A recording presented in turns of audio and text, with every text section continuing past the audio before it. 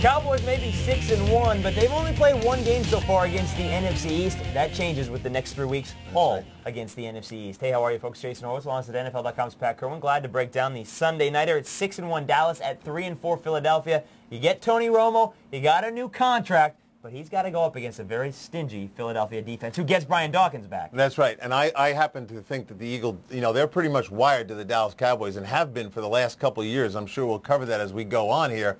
But when I look at Tony Romo, if you waited this long to pay him, I would have waited till those 3 division games were over before I gave him $67 million, $31 million guaranteed for a guy who has not won a playoff game yet. Like Tony Romo, but I would have waited just a little longer. Let me ask you this, because now he sees a Philadelphia defense that is ready. They played pretty well last week against Minnesota.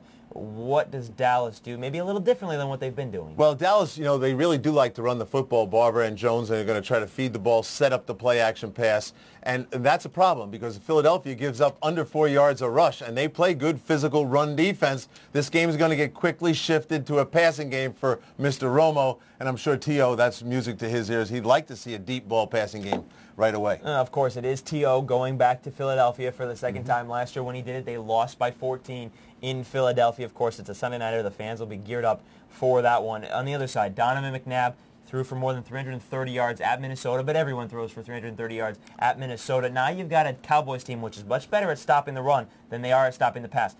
Curtis, Brown, are they good enough weapons here? Yeah, I think they are. I think we saw a little something from Brown last week. He's starting to get better. Curtis, to me, as a guy I've always liked, didn't think he'd be a number 1 receiver, thought he could be a number 2, and certainly a number 3. They're using him well. He'll even get better if L.J. Smith would not just get on the field, but be productive. Hold Roy Williams off. Work the middle of the field. Don't let the safeties bail on top of the wide receivers. That's LJ's job. They haven't had him for a while. If they get him back doing that, that's going to help the wideouts. The other thing that's going to help the wideouts is Brian Westbrook is healthy.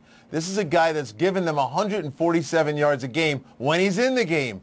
I expect him to run those alley routes out the weak side and holding off the middle of the field himself. LJ, of course, being LJ Smith, the tight end for the Eagles, yes. who they have not had very much of this season. And, of course, Tony Romo, he's coming in, and the Cowboys have not won the East since 1998. That's, of course, on his plate. Let's throw all these numbers and all these mathematical elements into a computer, get predictions, 10,000 predictions, 10,000 results. It's the AccuScore prediction, and here's what it is for the Sunday nighter. 64% of the time on the computer, the Cowboys went into Philly and won the game and put up a lot of points. Pat, do you see Dallas putting up 27 points? I don't see the Dallas Cowboys winning the game. They could put up 20, 25 points. That wouldn't surprise me. But I do think the Philadelphia Eagles are going to win it. So I went back and looked at the Dallas offense. They start the year off with 40 points. Then they give us 3 weeks of in the 30s. Now they've given us 3 weeks in the 20s. I contend that the people have figured this offense out a little bit and have restricted it enough for the Philadelphia Eagles to get a win at home. Sorry, Mr. Computer, I'm not with you. Well, they did figure out Terrell Owens last year in Philly, held him to 3 catches for 45 yards, and Donovan McNabb at home has always played well against Dallas. He is 6-1 as a starter at home, and of course this game is in Philadelphia, 8:15 p.m. Eastern. For more on this or any other in Week 9, be sure to stay with CBSSports.com. Watch everything else on the CBS Audience Network. For Pat Kirwan, I'm Jason Horowitz. Take care.